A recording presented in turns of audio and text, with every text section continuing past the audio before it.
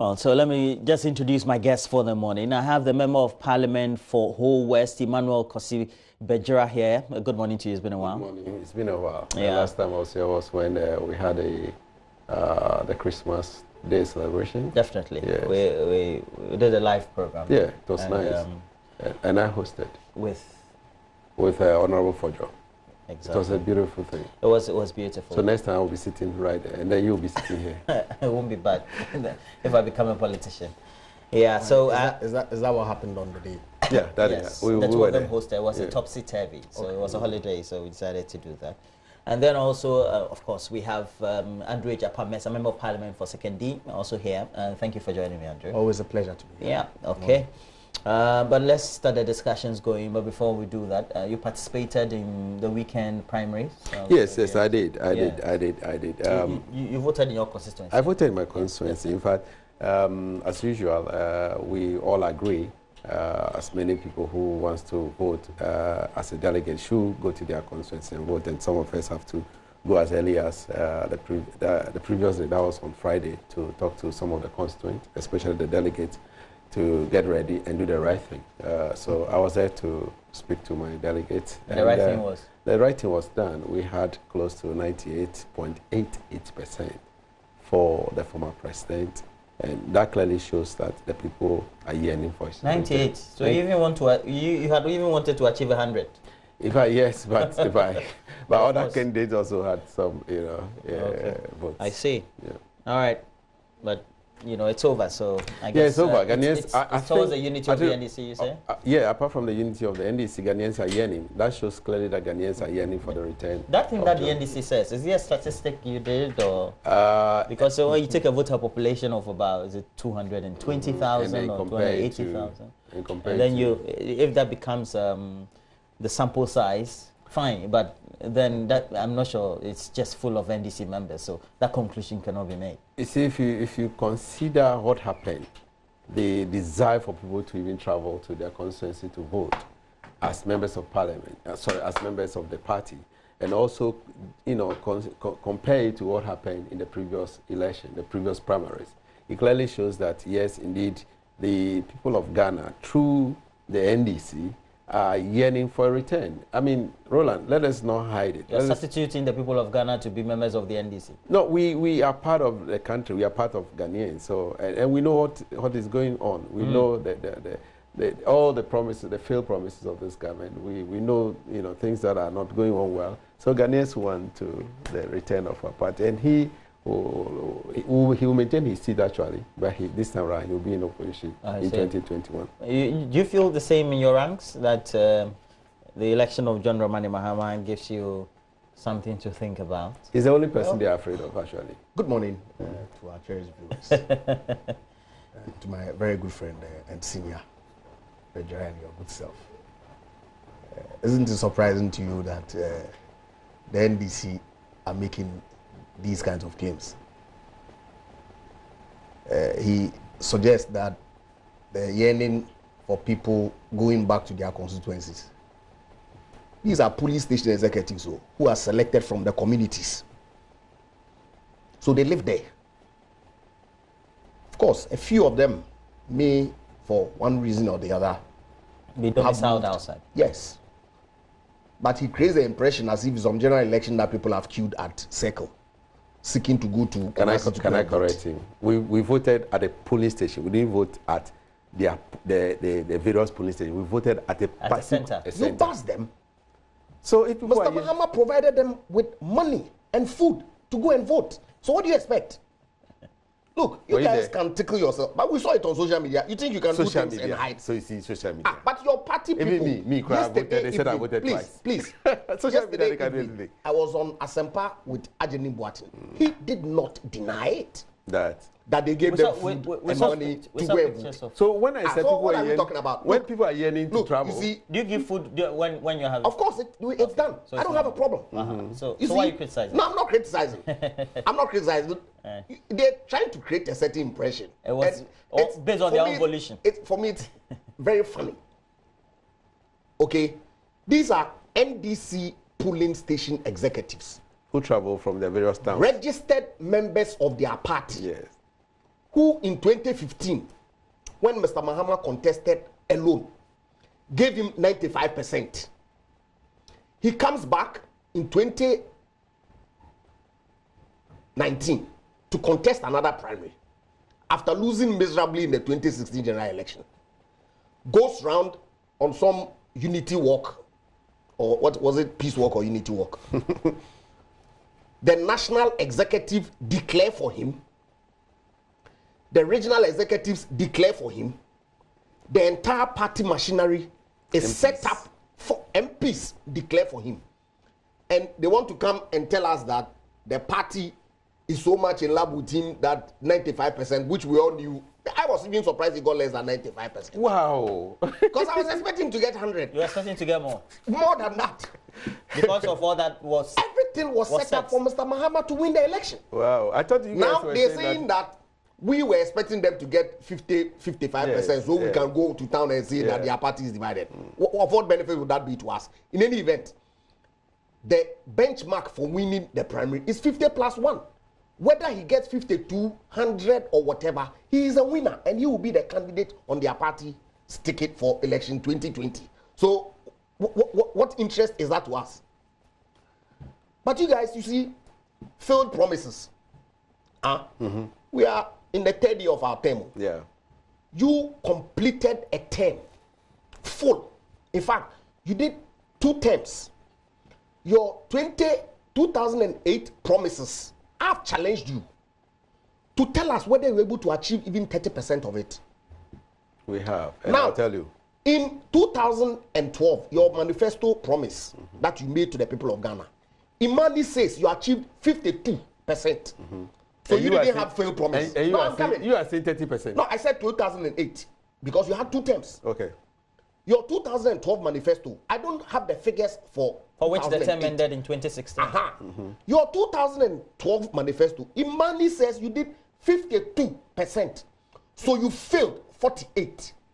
So you had failed promises, and the people of Ghana should bring you back to come and continue your failed promises. At least we haven't finished. We have another 2 years to do what it is that we told the people of Ghana we were going to do. And we are working on it. Whatever you want to calculate it, we are in the second month of our second or third year. Yeah. So if you classify it as 1.5, it's up to you. But we are working. And you have staying focused and delivering on our mandate. Justice and Milchot Commission. Which ones have you delivered on? And we'll get some insight from Colonel Michael Opoku, who is the Director of Operations National Security. And then after, we'll follow that up with the Member of Parliament for Ningo Pram, Sam George. He also appeared before the commission. And we'll take a look at all that next. But in the meantime, as we get those insights ready, let me just get your views so far, your observations since the commission started sitting. Let me start with you. Well, I've always maintained that consistent with our belief in good governance, the president setting up the commission was a good thing. At least it's giving us an insight or some insights into exactly what happened. And the people of Ghana clearly are seeing what is playing out there. Unfortunately, I've not really had the time to follow the proceedings. But my intention really is to await the conclusions of the commission, read the recommendation. I expect that to the extent that the president had the faith, unlike others who experienced these issues and sat it out, to set up a commission, he would work with their recommendations so that we can make progress in respect of electoral violence as a country going forward. Well, Roland, just as my colleague has mentioned, I have also watched, some, not the entire proceedings. Because you've been working. We've been working. Yeah. And also for the fact that the president has set up a commission, it's not bad in any sense. But the problem we have, I personally have, maybe not everybody, I personally have, is that there are criminal issues involved, which needs to be dealt with, which needs to be investigated. And I believe that the police will continue the investigation, and all those who are found culpable will be brought to book, so that the criminal aspect of it will be dealt with. However, whatever has happened during the investigation or during the committee's work, we can look at it as a nation and a way forward to be able to prepare ourselves for the next election. See, generally, but before we come, a quick point. You see, I hear. Because I wanted to have the insights. Yeah, just a quick one. how state security agencies or agents who have authority to exert some minimal force commit a crime doing so beat my imagination. I've been thinking about it a lot. Look, the process is useful. I condemn roundly the excessive use of force on the day. But if the evidence that is coming out from there suggests to me that these were agents of state, where lies the crime? Okay, that is where we all have to disagree. If you are calling them as agents of state, and some of us think that they are not agents of state, there you go, but they are political vigilantes who have been grafted into the... Some of them think. Is that the fact? No, but that is the truth. What truth? Who are those guys? Okay. Who are those guys who close themselves? That's why I said I made reference to the evidence that is coming from there. That we'll discuss that. We we'll know discuss that they are... Just hold your guns. Hold your guns. Forces. So Sam George, Member of Parliament for Ningo Pram Pram, appeared before the commission as a witness. Walking away, and I said that on the video you showed. As I walked away, my name was called twice by men in one of the vehicles. Sam George, you think you're so strong. You see what we'll do to you. At that point, I turned around and asked, what will you do to me? Are you a security officer or a party agent? My Lord, I will repeat again for emphasis the conversation or the dialogue, the entire dialogue between myself and the officers in the vehicle. My name was called out. Sam George, you think you are so strong, we would deal with you. At this point, I turned around and addressed the officer in the vehicle and asked him, what will you do? Are you a police officer or a party officer? These were my questions to them. I said nothing more than that. The last thing I remember being said to me from the officer in the vehicle was, this is the beginning of 2020. Wallahi. Then I noticed a gentleman standing to my left was hit by one of the security operatives standing there. I was trying to understand what was going on when another officer dressed in black, who I have gone ahead to identify as Mohammed Sule, the son of the late Nantona, and an operative of the national security apparatus who was on operation that day, assaulted me. He hit me the first time. And I approached him back and asked him, why are you hitting me? What is my offense? And he hit me a second time. There were uniformed police officers on the scene. Their only intervention was to pick up a mobile phone of the national security operative that had fallen down, and not to protect me, a citizen, an armed citizen of the Republic of Ghana. What was going on, from the corner of my eye, I noticed second national security operative, this time dressed in black, the black top and the khaki trouser, and wearing a bulletproof vest. He was also masked, jump and hits me from the side in the neck. So when I hear testimony that suggests that I was assaulted by one man, my lords, the evidence and video, your video you showed, contradicts that position. At least 2 officers from the national security assaulted me. At this point in time, I had to make a split-second decision. Kneel down there and say my last prayers, or take flight. I chose the latter. I took flight. I ran for my dear life as fast as my legs could carry my bulky frame. In running, I heard gunshots again.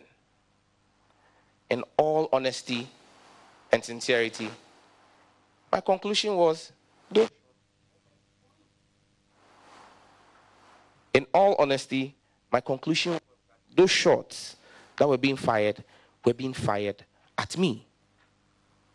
So I was running in a straight line when I heard the shots.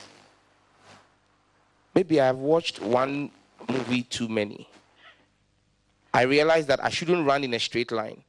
So I took a detour instead of running straight.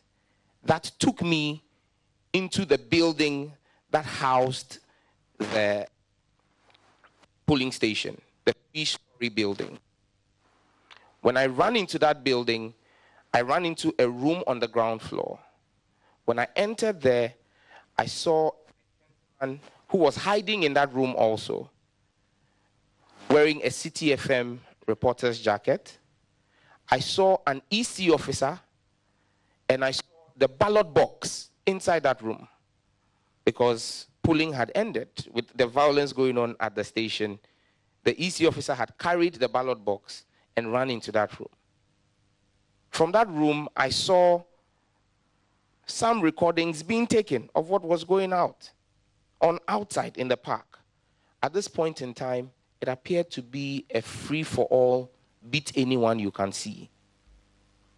People who were there, who were onlookers, people who were probably coming to vote, anybody who was present, who was not attired like them, was assaulted. Then I saw a team, some of the armed marksmen, heading towards the building. I was on the ground floor. I decided to run to the top of the building. When I ran to the top of the building, I noticed that the men were shouting my name and checking the offices on the ground floor, or the rooms on the ground floor. It appeared to be a search for me. At this point, I picked out my phone and did a Facebook post. It could be the last post I may have made if those men had laid hands on me, and said, I have been assaulted and I've been shot at, and this is what is happening at Laba-Oleshi. In no time after my post was done, with the men on the second floor at the time, they halted the search. Descended the building, went into their vehicles, and they started leaving the place. Witness before the commission, and I'm told that, he will be appearing from 10 a.m. again as he's cross-examined by the rest of the commissioners or members of the commission. But let me just start with you, Andre Japa, especially the proceedings from yesterday, the appearance of Colonel Michael Opoku, who is the Director of Operations, and Sam George also appearing subsequently, and all the narrations or submissions before the commission. Well, I didn't watch Colonel Opoku's submissions, but I watched a bit of my very good friend Jata submissions. Of course, I wasn't there, and so to that extent, I cannot make any inferences or draw any conclusions from the submissions that he made. But I understand that some request for some cross-examination has been made by some of the lawyers of the witnesses. And so I don't know whether the commission would agree to allowing cross-examination. And because what that does is to put the issues to you to test the veracity, absolutely, or otherwise, of the statements that you make. And so, but then again, I mean, even if that does not take place, evidence from other people may either confirm or contradict some of the things that witnesses say. I mean, I have condemned, and I'll be consistent in the way Sam George was manhandled on the day. Of course, not because he's a member of parliament, but Ghanaian citizens ought to be afforded protection by our security agents as opposed to manhandling. And I have seen some of the videos, particularly the one that your station showed that involved Sam George. Clearly, whatever issues that had taken place at the candidate's residence, I don't know whether the video preceded or subsequent to those events at the residence of the candidate. But I would think that it may have taken place after, because you could hear Sam George clearly making statements to the effect that you kill a man in his own house. Suggests to me that the house that he was making reference to was the candidate's residence. And I heard him say that he had gone there. You know, and so to that extent, I fail to see why the security men would attack him. You know, and so, well, like I said from the beginning, I think that it's important that we await the outcome of the entire hearing, so we get a complete picture of what it is that took place. Because reviewing each and every evidence or testimony as provided by the witnesses or the people who have appeared before the commission in itself may not lead to us, you know, determining exactly what it is that happened. I mean, I'm not in a position to say whether Mr. Sam George, my very good friend, is credible or not. I do not have any cause to doubt him either. But of course, possible 40 bullets fired at him, he surviving the 40 bullets in itself raises some eyebrows. He said 40, he suspected 40 bullets. That's the headline that I saw in one of the newspapers, Daily Guide, I believe, that he said that. I think that's the Daily Guide. Yeah. Daily Guide says 40 bullets. 40 bullets that. Okay. Did he mention 40 bullets? Dodges 40 bullets. Movie style that he was. Schwarzenegger. Yeah. So, I mean, but that said, I think that it's important that we await the outcome of the entire investigation. You said that's what he did? Is that what he said that day? Well, he went zigzag? Yeah, that's what I heard on Joy. No, right now. We heard it right now. Yeah, the tape that was played on he went zigzag. Joy FM on my way here during the newspaper review segment, you know. Okay. Daniel was actually making fun that that's the way you swim even when sharks were attacking you. You know, you can't swim in a straight line.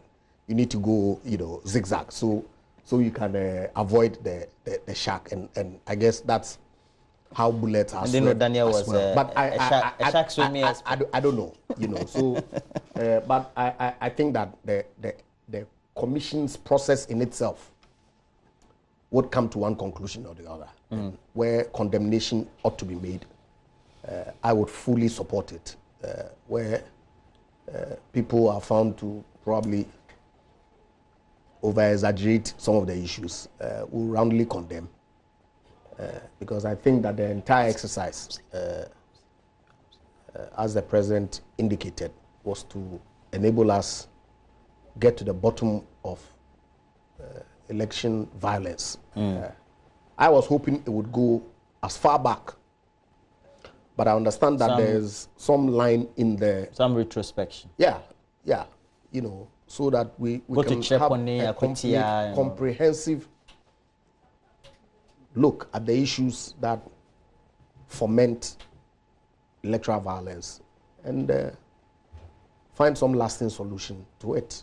It's important. I don't see why merely going out there to vote to select either an MP or the president. Yes, it's vested with enormous power, but that does not mean that limbs should be lost because of that. I do not countenance violence in any shape or form, be it electoral or otherwise. And so to that extent, I think that is a useful exercise.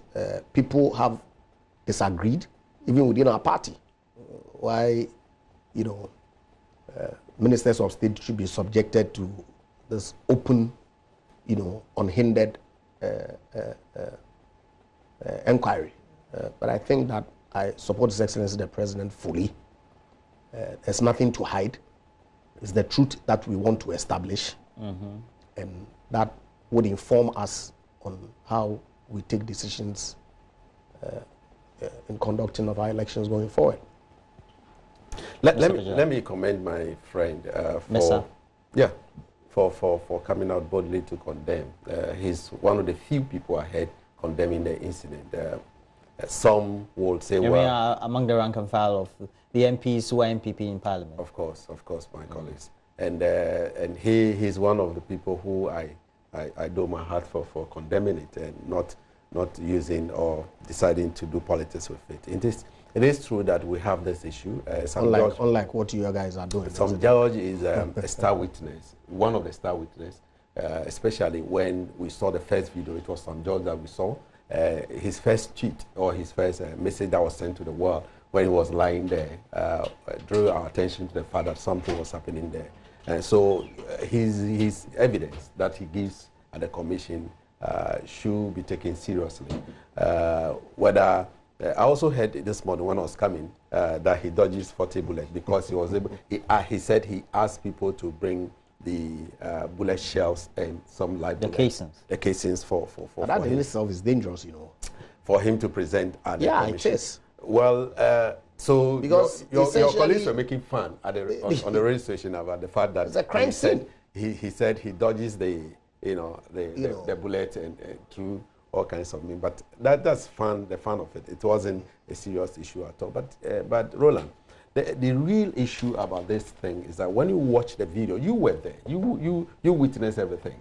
Built men with macho body, masked themselves, just for one by-election, because of the perception that by-elections in Ghana is characterized by violence. So you send people in Greater Accra region, not in Tripoli or any other place, people who mask themselves, claiming that because they live in the vicinity, therefore their faces should not be seen, and in a Rambo style, beating innocent people, shooting in the air. I think, as I mentioned, that we should not limit it to just this investigation or the commission of inquiry, but we should go further to make sure that even police officer or national security will have immunity. That immunity should be lifted for people to be prosecuted for criminal offenses. Assaulting a public officer, member of parliament, on that day, he knows he's a member of parliament. He has all the immunities. He has all the protection that he deserves. He should have been protected. Some judge went ahead to identify some people. He even mentioned some of their names. So it means. But if they work with the national security outfit, it means that, for example, if you work in the military, you will be court-martialed. Of course. But even in parliament, we have immunity. Yes. Protected by if the you work constitution. in the police. But the speaker, police also have their own internal means of investigations and inquiry. And but subsequently, in the course of your duty. But that criminal, whatever immunity that you have, can be lifted. They can be revoked. Of course. Can't it? You're a lawyer. Under what circumstances can we say a personnel of a security outfit can have some criminal actions taken against him or her outside the remits or the procedures that are enshrined within the Service Act? Well, I guess that they would have to be subject to the service inquiry rules, And so that's why it's surprising to me that my friends on the other side are insisting that prosecute them, prosecute them. Of course, otherwise people will take the laws into their own hands. It's not a matter of people taking the law into their own hands. You have a minimal force. When security officers are deployed, they go under strict instructions. Okay? Yeah. That you do not use force, I'm sure, and I don't know because I have not worked with the security agencies before. But the reasonable expectation would be that you handle the situation, whatever it is, with a reasonable violence force. Free. Yeah. Except that when the need arises, you may apply some minimum force. Reasonable force. Yeah, reasonable force. And so to that extent, if you exceed those specific instructions, I'm sure an inquiry takes place to determine whether indeed the force that you applied was reasonable or otherwise. But you guys are not calling for that kind of inquiry because you have...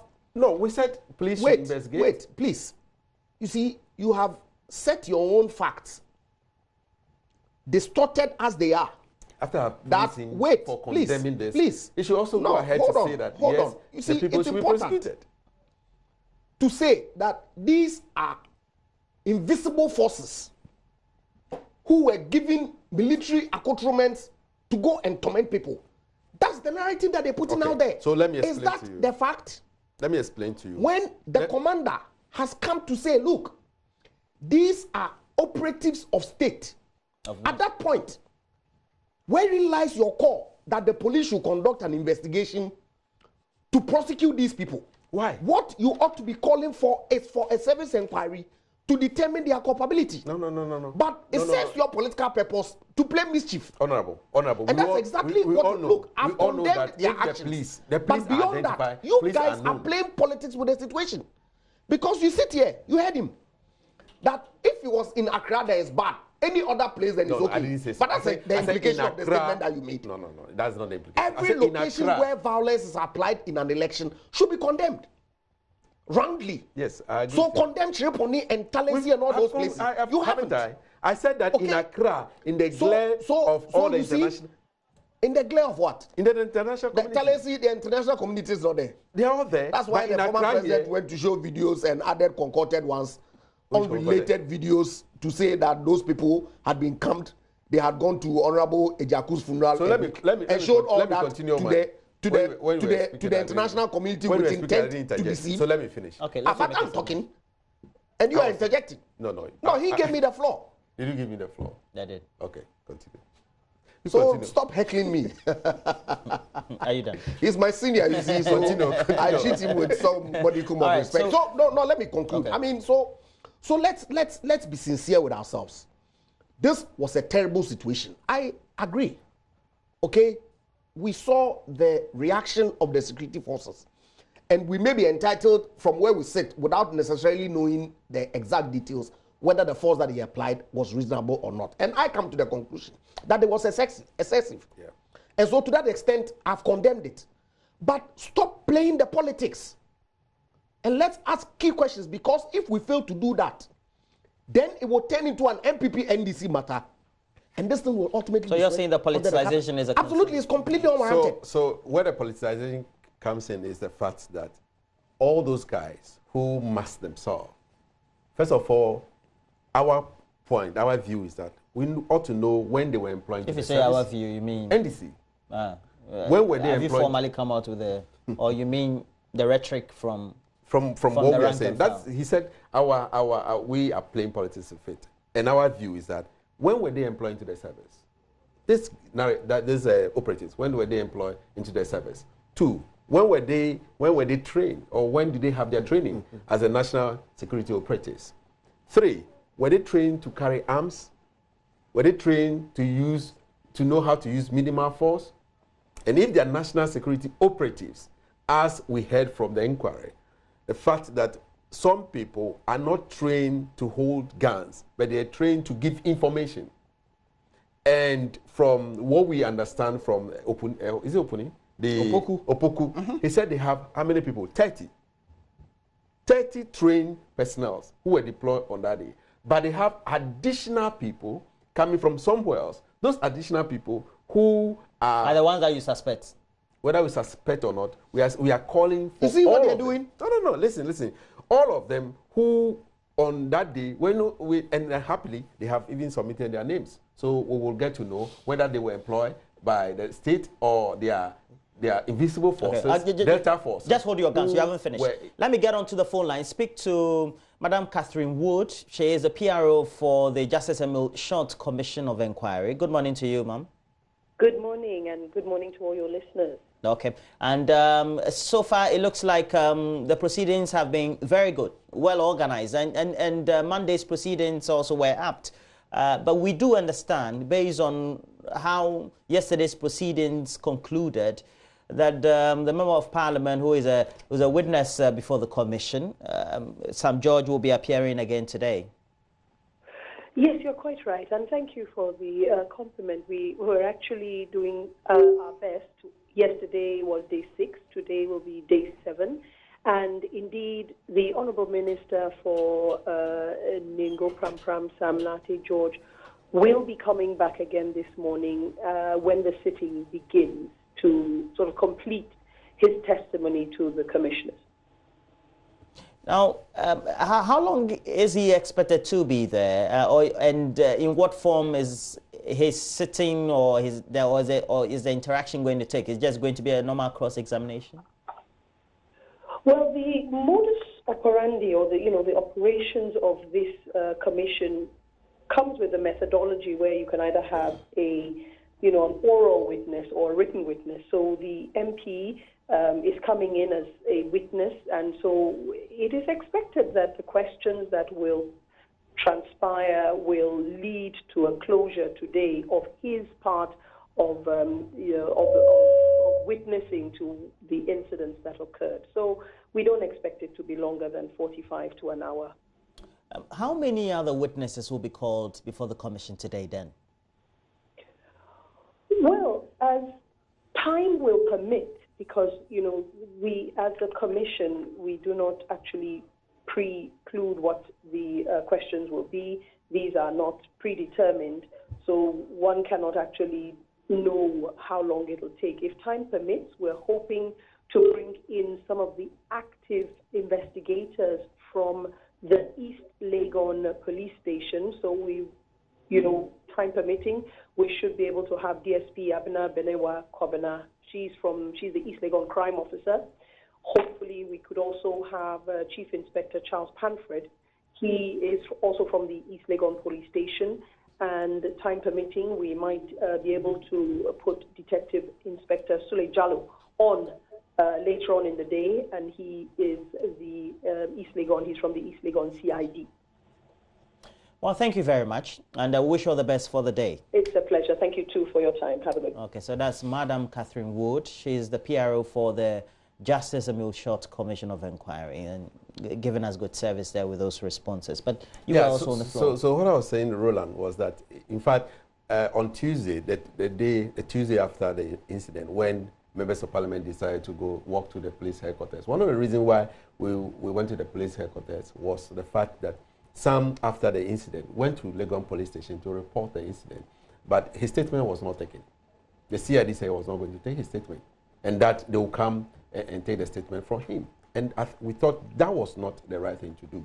So we walked to the police station because he was invited, and as we went there, the officer was there, the CID was there, and he apologized to some judge. But you see, these are all state apparatus. These things are happening within a jurisdiction. That's the East Legon police jurisdiction, and they are supposed to take charge of whatever happened there. Clearly, it shows that there was some miscommunication between national security, and we are all seeing it right at the commission's investigation and inquiry. So something fundamentally is wrong with our national or state apparatus that are dealing with the national security. we hope that this inquiry will bring to finality some of these dealings, especially with each other. Because if a policeman or police officer will say that they do not know the presence of national security on that day, and that there was some ammunition that was in the house of our parliamentary candidate, and therefore they had this hint and they have to go to his house to take care of those ammunitions, then there's something wrong. Because if you are national security operative, you are going to somebody's jurisdiction, and the police officer in that jurisdiction does not even know that you are coming. And as you were coming, it was an election. A harmless person. There is an operations order.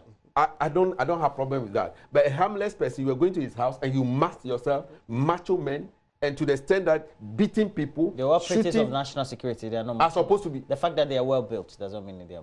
I've never seen anywhere in the world where the operatives who are supposed to give you intelligence information are dressed like this. No, this is the first place in Ghana.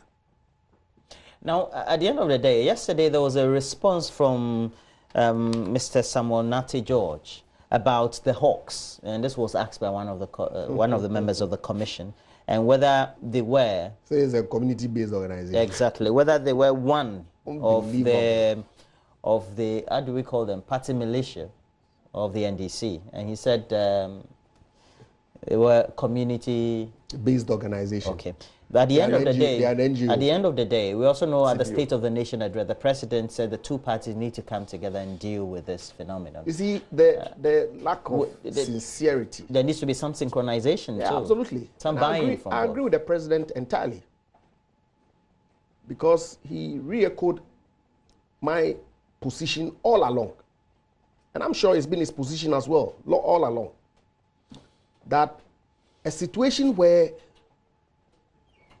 politicians or our political parties have found a need to recruit young men to provide security for the party because the state does not provide security for parties in opposition. It's problematic. You saw candidate Akufo-Addo then. His house was attacked. Next door to state institution, police station. Nothing happened. Is it the best? It was after that they provided or they suggested some two-man police security for the presidential candidate of the main opposition party in this country. There must be something wrong somewhere. So we need to sit around the table and agree that, look, X number of policemen are going to be provided for key members of your party so that the spate of engaging these young men to provide party security for party's activities are quelled. We ought to get there, and soon. Because otherwise, yes, they do that with the expectation that when the party comes to power, they'll be rewarded. Absolutely. And why not? It's a legitimate expectation on their part. But is it the best way to go? But we won't admit that we have had these boys with our political setup or within our party structure for a very long time. You heard Mr. Mahama over the weekend on Radio Good watering down the role of, yes, watering down the role of the Azoka boys and co play in their party and suggesting to us. But when he makes statements like that, I don't get surprised because he thinks our memory is short. And he said so openly that we have short memory and suggests that President Nana Akufo-Addo is the founder of militant vigilantism. What's that supposed to mean? What is that supposed to mean? We live in this country. Talency, some gentlemen were identified shooting national security operatives. He was arrested, brought to Accra. End of story.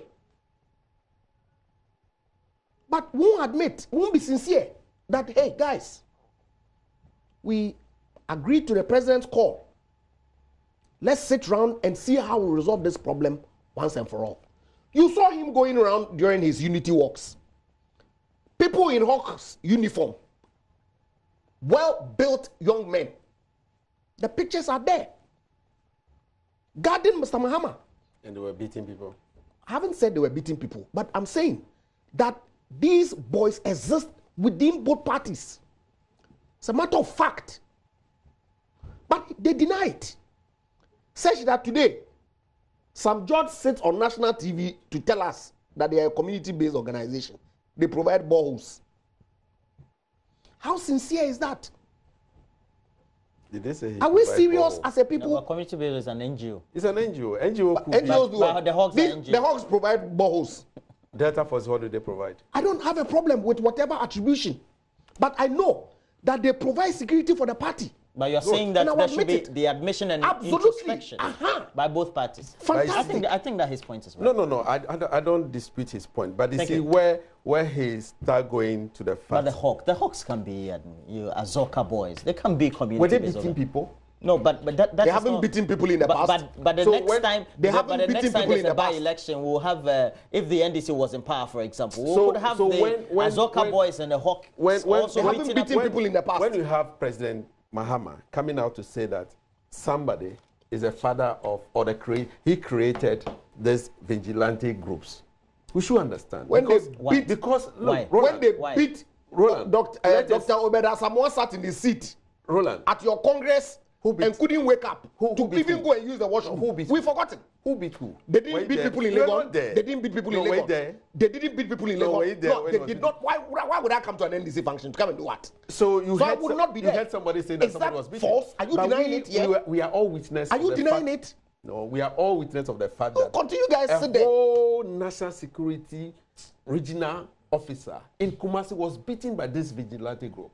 A whole court was in. We do understand that point. Yes, and then a whole minister of state. I think the argument here was also yes. So we are saying you can enumerate the other points, but I'm saying that the thrust of the argument here is both parties have these men, these boys, these rallied groups providing so-called security because of the absence of the commitment by the state to provide security for leading party functionaries.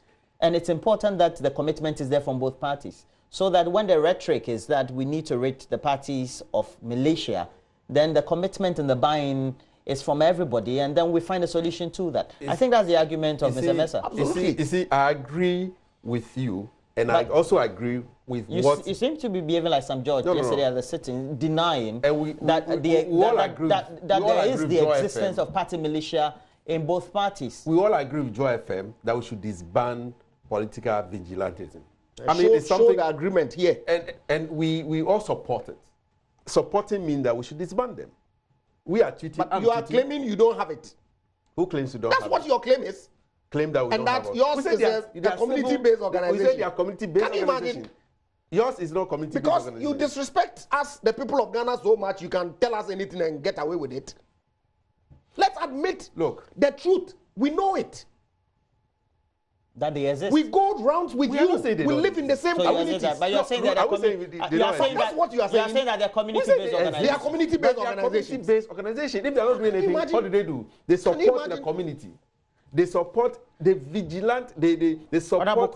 So are you serious about that? Okay. No. So it's Roland. Community-based organization. When the president comes out to say that he asks his party hierarchy to invite our party so that we can look into it. That's a good thing. That's a good thing. But my first question, have you disbanded your people? Have you... They say come and sit down so you find solutions to disbanding. So those people who are now in the National Security Service, who you claim are members of the National Security, who we identify as operatives from your vigilante group, are you taking them out, or they'll still be in the National Security, Just like your Azoka boys who are in there and are still there. In national security. You have them there. But you are not aware. No, you are not aware. You are telling me. You are telling us. Continue to be insincere to yourself. No.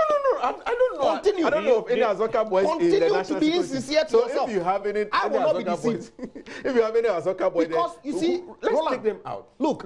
We some of these things we cannot trivialize it all. Ejapa, let me talk.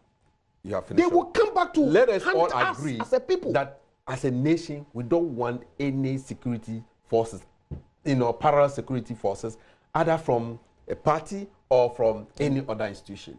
Let us all agree that this thing is not good for us. That's why the president is saying that both parties need to sit down. Yes, the president, he is the head of state. He doesn't need to tell he should call the two political parties to a roundtable discussion. So that's what you want? That's what I want. You want the commitment from the president to bring the two political parties to a roundtable, not asking his political party to call the other political party, so that he is the president, he's the father of the nation, he should call the two political parties. Let us agree, and after this short commission, let us all sit down. Let us come out with a roadmap to disband all of them, either in NDC or in NPP. Let's disband them. That's a good call. All right, we have to end the discussion on the subject, but shortly, before we move on, $1 billion for rail network, and I'm told that $500 million of it will be given to the Western Rail. That will be rail lines that pass through your constituency as well. Well, the rail line in my constituency has been done, except that the way it was done, it really doesn't serve any useful purpose. How? Because it serves a commuter network now, and not many people patronize it. Ideally, it should be. Absolutely, the commercial usefulness would be for the extension of the line from the Kojokrom area all the way to Kumasi. Then goods and other things can come in to regenerate commercial activity in Secondary, which used to be the case in the past. And so that is what His Excellency... We still have the roots of the old existing lines, yes, right? There is. And what... They used to be used to cut manganese, raw... Manganese, cocoa, timber... From those areas. Foodstuffs. So now we need to... Passengers. We need to commercialize it for both commuter as well as for the industrial purposes. Yes, but that line from Kojokrom all the way through Warsaw, Takwa is what has been damaged. And so over time, 500 million that His Excellency the President. So this one is purposely for that? Is what is going to go into fixing. I understand from my discussions with the minister in the past that they were trying to rehabilitate a portion of it all the way to Warsaw, because that's the narrow gauge, but the intent is to build a standard gauge. You know, so I believe that the 500 million that the president mentioned is what is going to go into the construction of the standard gauge line. And indeed, the one that has been done now is adjustable to the standard gauge. So they're going to do that and then continue with the standard gauge all the way to Kumasi. It will be exciting news for the region and Ghana as a whole, because the impact on our routes in itself is good case for why the rail should be done, because it would take many of the articulated trucks, you know, off the roads, and so meaning what? To just come to a point in time and offload somewhere in the bush there. Yeah, because the hinterland, the rail itself goes and not drive all the way to the port. You know, so if it doesn't pass through the source of where they are cutting their goods from, then the shorter distance to a rail station would be the ideal. But I think that the rail line itself was constructed said that it passes through the Awoso mine and all that. So very useful project. It's unfortunate we've looked on as a country for our rail system to completely destroyed. It's not a deterioration, it's a complete destruction. It's non-existent. Yeah, it doesn't exist practically, except the ones that we see. We used to have to Kumasi. Yeah. I used to board the sleeper with my mom to Kumasi every now and then, and it was exciting. You leave in the evening, get to Kumasi in the morning. How I was long young. ago? I was young. I can't remember. Probably maybe 30 years. Probably when I was in Chapel Hill or in Addis Ababa. I can't remember exactly, but it's been a long time. Well, Roland. We're told this one will extend. The whole idea is to get to Paga. Yeah. That's the end of the Ghana. That is the plan. Railway transportation is one of the cheapest transportation. I've seen you in pictures in rail when you travel, or haven't I seen it before? Yes. In your it's the cheapest, but its capital is extensive. If you look at the cost of construction, even the sleepers, we have the sleeper, the standard gauge, and the narrow gauge. Now, these are the most expensive part of it. Then the coach itself, that is another. We call it train. Here we call it train. But now they have coaches now. We have coaches and we have the one for the commercial, that's cutting of goods, and the other one for transportation of human stuff. And in some countries they have the underground train that cuts human beings and so on and so forth. The tubes. The tubes. It's the cheapest in terms. You can have a tube from Ho to Accra, so you can be commuting from Ho to work. To work. Underground train. I would love to live in Cape Coast or somewhere else. Then you come in so that you comfortably live in second. By coming in an hour or two. If you have fast. I'm told that this country is not big. I'm told that even to Tamale you can use about 2.5 hours. Yes. I mean you can live here comfortably. You can live comfortably in Tamale and be coming to work, or in Ho or secondary and coming to work. We don't need to reside that so that we can decongest our cities. Now, Roland, the issue I have is that we have these beautiful plans. I mean, They've always been there. So it's not new. It's not new. But it's a commitment. But it's also money. So we are looking for $500 million to start it. $1 billion has been planned to be spent, but we are looking for $500 million. I hope this $500 million will come because I support it.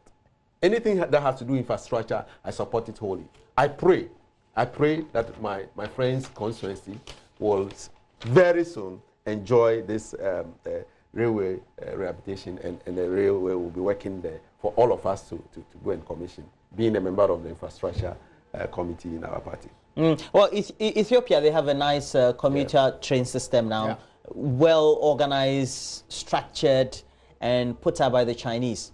Great work. Nigeria just had a good one too, a bit slower than the Kenyans also have. This one is not a Chinese one. I hope so.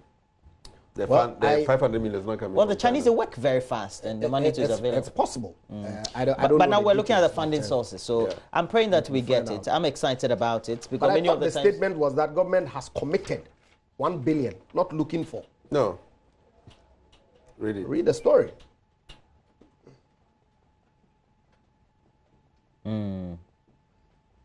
Committing an extra. Absolutely. Because there were some budgetary allocations that were made. And you know budgetary allocation. No, you have budgetary allocation, but the funds to commit that funds. So let me ask. I agree. As I ended the discussion, yeah, so which percentage of our budget is donor funded? Oh, currently we have close to 60%. 60%. Yeah, 60%. You sure it's up to 60%? Yeah, 60%. I don't think so. So we have the outlines there, the line item, but the money that we have to execute is 40, approximately. But thank you very much, gentlemen. I know that we're all building the country, as media, as the politicians, and as everybody. Gonna be your aid. Yeah, we can get there. Yeah, we'll get there. We can get of there. Course Andrew Ejapamesa is a member of parliament for 2nd D, helping us do some beautiful discussions this morning. And he's here with his colleague, who is also a member of parliament for Whole West. And I have Emmanuel Kwesi Bajra. Thank you for joining me, gentlemen. I've enjoyed it. We're taking a break. When we come back, we'll have some great discussions right here before we wrap up for the day.